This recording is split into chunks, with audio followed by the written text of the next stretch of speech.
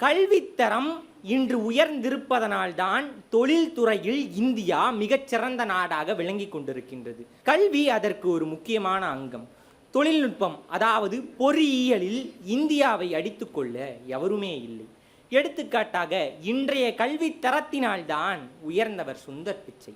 இணையத்தின் வாயிலாக ஒரு மனிதர் உலகெல்லாம் தெரிகிறார் என்றால் அவருக்கு உறுதுணையாக இருந்தது கல்வித்தரம்தான், அதுவும் இன்றைய கல்வித்தரம்தான்.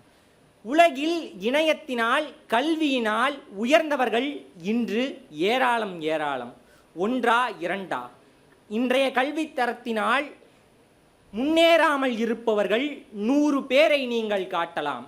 ஆனால் இன்றைய கல்வியினால், இன்றைய கல்வி தரத்தினால் உண்டான முன்னேறிய வெற்றி பெற்ற கோடிக்கணக்கான மக்களை என்னால் காட்ட முடியும்.